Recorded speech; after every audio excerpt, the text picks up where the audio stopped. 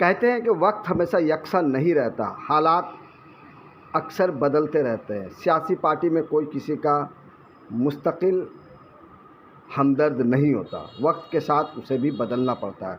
आज हालात ये हो गए हैं कि टीएमसी के हारने के बाद, हुकूमत जाने के बाद यहाँ पे बहुत सारे एमपी, एमएलए और काउंसिलर इस पार्टी से उस पार्टी और इस खेमे से उस खेमे में जा रहे हैं।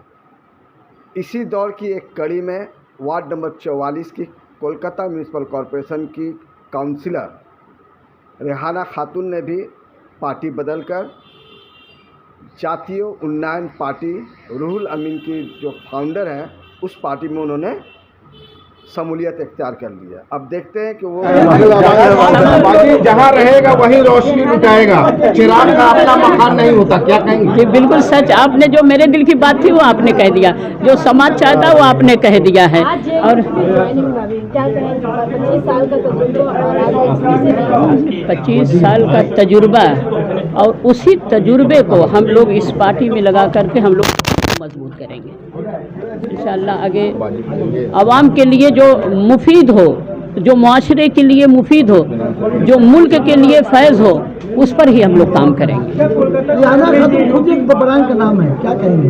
रेहाना खातून खुद एक ब्रांड का नाम है। हमें तो ये नहीं मालूम, लेकिन आवाम में ये कहती है, आपकी ज़ुबान से सुना, आवाम की ज़ुबान से सुनते हैं, हमेशा ये कहते हैं। अभी भी गलियों से गुजरते वक्त औरतें यकीन मानिए कहती हैं कि कुछ भी हो जाए आप साथ न छोड़ेंगे, हमके साथ नहीं छोड़ेंगे। बिल्कुल, आप लोगों ने इतना साथ दिया है और हक अदा करना है ऐसे लोगों के लिए जो इस वक्त खौफ के साए में जी रहे हैं। हमें मतलब हिंदू मुसलमान से नहीं है, यकीन मानिएगा कि आप बहुत सारे हमारे हिंदी भाई के हमारे इलाकों में जो आ करके जब बैठते हैं, उनकी भीगी हुई जो पलकों पर आपकी नज़र जाएगी ना, आपका दिल कांप जाएगा। जिनको उठाया गया है, जो रोटी के लिए आज जो उनका कारोबार सब बंद है, बच्चों की फीस नहीं दे पा रहे हैं, आवाज़ उनकी आवाज़ तो कोई बने। हम लोग तो ऐसे लोगों की आवाज़ बनने के लिए आए हैं। हमें क्या छोटे और बड़े बैनर से, क्या आज छोटा है कल बड़ा होगा? हमें समाज बड़ा बनाएगा। हम क्यों बड़ा बनाएंगे? हम जाएंगे समाज के पास, आवाम के पास, आवाम बड़ा बनाएगी हमारे किरदार को लेकर, हमारे काम को लेकर। कोलकाता शहर में जेएनयूपी आपके नेतृत्व में मजबूत होगी और सड़कों पर दिखाई देगी। बिल्कुल बिल्कुल होगी, बिल्कुल होगी, बिल्कुल हमारी सदा रहेगी। आवाम के दिल की जो बात है वो हमारी सदा बनेगी और वो गूंज दूर तक सुनाएगी। नहीं, बिल्कुल नहीं, हम कभी मायूस होने वाले नहीं हैं। हमने पहले कहा कि जुल्मत का ज़वाज अगर और बढ़ गया, चलिए मेरा यकीन सफ़र और बढ़ गया। कुछ सरफिरी हवाओं की ललकार जब सुनी यारो, मेरा जनून सफ़र और बढ़ गया।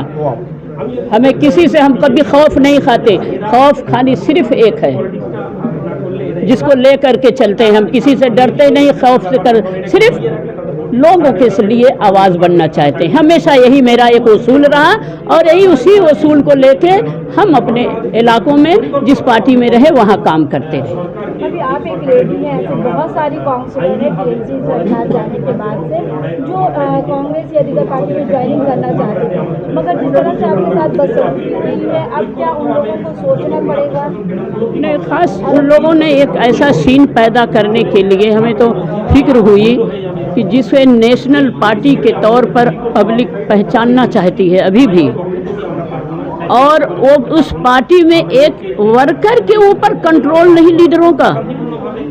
तो अब बहुत लोग ये सोचने पे मजबूर हो गए कि हम सिर्फ भीड़ का हिस्सा तो नहीं बन करके रह जाएंगे, कुछ लोग ये भी बात सोचेंगे। तो खुला है ये दरवाज़ा, हमारे रूहुल अमीन साहब ने ये आवाज़ दे दिया है, ये दरवाज़ा खोला गया है और इस मुहाज में सभी शामिल हों कि ताकि हम लोग इस पार्टी के ज़रिए कुछ बेहतर काम कर सकें। अपने नेतृत्व में महिलाओं से जी आएंगी, बहुत आई, आज आई हैं लेकिन ज्वाइन नहीं की। 7 लोग लेडीज़ लोग आई हैं, वो लोग मेरे लिए मरने मिटने के लिए तैयार हैं। जो लोग आप में जो लोग भी बदसलूकी हैं, क्या उसके जिम्मेदार आप किन लोगों को मान रही हैं? क्या किसी जो बड़े बड़े जो लीडर हैं या फिर वहाँ के प्रेसिडेंट हैं उनको मान? कभी कभी जिस दरख्त पर फल अच्छा लगता है ना, वहाँ भी कीड़े होते हैं। वही तस्वीर थी उस रोज़। तो जहाँ पर काम करने के लिए हम काम सिर्फ ये नहीं, हमने पहले बार बार हम ये कहते हैं, ज़रूरी नहीं है हम नुमाइंदा होके, एमएलए, काउंसलर होके ही काम करें। हम एक वर्कर हो के भी काम आवाम का कर सकते हैं। तो वहाँ ज़रूरी नहीं है कि वो टिकट मिले, काउंसलर हो तभी, ये नहीं है। लेकिन कुछ लोगों को ये खौफ है कि अगर ये आ गई, उनको खौफ था कि अगर ये आ गई तो हो सकता है हम यहाँ इस घर से निकल जाएं। तो भाई तुम ही लोग रहो, गंदगी फैलाओ, पब्लिक आने वाले दिनों में तुम्हारा हिसाब खुद कर देगी। क्या किसी की साजिश थी उस घटना में? बिल्कुल साजिश थी, बिल्कुल साजिश थी। वहाँ पर हमें नहीं आने देना है। और कौन करते हैं, आप लोगों से ढकी छिपी बात नहीं है। साजिश के पीछे किसका? देखिए वो आप लोग बेहतर जानते हैं। हमें नाम लेने से क्या, हमने पहले कह दिया, एक अभी तीसरी मर्तबा ये दोहरा रहे हैं कि क्या बुराई है उनमें, ये कभी मत कहना।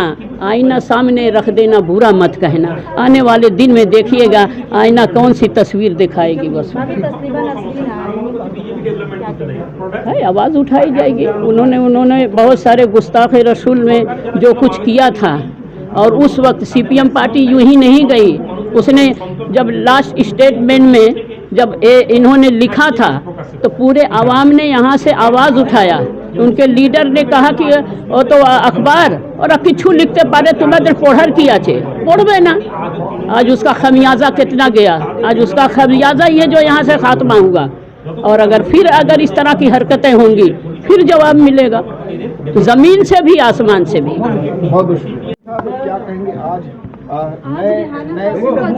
नए लोगों के साथ जिस तरह से ज्वाइनिंग हुई है, कितना गर्व? ये खुशी की बात है क्योंकि हमारे सारे लीडर्स जो हैं और जो सारी चीज़ बता दी है तफसील से, मुझे ये कहने की ज़रूरत नहीं है। अब हम सब उम्मीद हैं कि कलकत्ता में और भी जो लोग समझते हैं कि सच्चाई के साथ और एक उसूल के साथ पॉलिटिक्स करना चाहते हैं, तो हमारा दावत उन लोगों का है कि आप प्लीज़ जेयूपी में आए और एक ऐसे ताकत के ख़िलाफ़ लड़ने के लिए हमें मदद करें जहाँ पे पॉलिटिक्स के नाम में तो पूरा कॉन्स्टिट्यूशन को, संविधान को ख़त्म किया जा रहा है। रेहान आवाजी एडवोकेट साहब जैसे लोगों के साथ हम सब जुड़े, क्योंकि टीम वर्क के अलावा ये काम हमारे लिए पॉसिबल नहीं है। अगले इलेक्शन तक हम एक टीम तैयार करना चाहते हैं कलकत्ता में, जो अगले इलेक्शन में हम लड़ेंगे। यहाँ इलेक्शन से पहले आप लोगों ने जब अपनी पार्टी लॉन्च की थी तो कुछ लोगों ने आपको बोला था कि बीजेपी की बी टीम, आज वही पार्टी के लोग आपने शामिल हो गए। नहीं, ये देखिए, एक तो वो बात पॉलिटिक्स की मसला है वो जो कह रहे हैं, लेकिन आज बंगाल में एक जो एक्सचेंज थ्योरी चल रहा है तो उसमें हर कोई एंगेज हो गया है। तो हमें कोई बीजेपी की टीम कहे या ना कहे, इसमें कोई हमें फ़र्क नहीं है। हम अपने काम करते जाएंगे और इंशाअल्लाह लोग हमारे साथ जुड़ेंगे, ये उम्मीद है हमारे। लास्ट क्वेश्चन है कि रेहाना वाली जैसी लेडी जो है वो आपके साथ जुड़ी है, एक कारवां जुड़ा है, जेयूपी कितना मजबूत हो पाएगी? बहुत मजबूत होगा, बहुत मजबूत होगा इंशाअल्लाह। क्या सिर्फ एक वार्ड के लिए मजबूत? नहीं, एक वार्ड नहीं, कलकत्ता में हमारे फैसल भाई आपसे बात कर रहे थे, बहुत सारे लीडर हैं। ये सच है कि आज के दिन इलेक्शन करने के लिए लोगों को बहुत ज़्यादा झूठे उम्मीद देना पड़ता है या एक बलून बनाना पड़ता है ताकि लोग उसके धौंस में आ जाए, उनको झूठ का एडिक्ट बनाना पड़ता है। हम इस वसूल के ख़िलाफ़ हैं, चाहे हमारे वक्त लग जाए। भारत को स्वाधीन करने के लिए भी 100 साल लग गया था, तो हम एक वसूल बना रहे हैं। हो सकता है कि अभी लोग फ़ौरन हमारे वसूल पे ना समझें, लेकिन धीरे धीरे इनको इंशाअल्लाह लोगों को समझ में आएगा और फिर हम कामयाबी की तरफ आगे जाएंगे। वो कन्फ्यूशियस का एक बात है ना कि ये ज़रूरी नहीं कि तुम कितने जल्दी ये कर रहे हो, ये ज़रूरी है कि तुम कितने वक्त तक तुम जुड़े रहे हो। तो ये ज़रूरी है। हमने 15 साल through social network, social organisation हम काम किए हैं। अब हम पॉलिटिक्स में आए हैं, अगले 5 साल 10 साल हम इसमें वक्त देते हैं ताकि हमारे आगे वाले नस्ल को ये समझ में आए कि ये काम सिर्फ समाज के लिए हो रहा है। Thank you.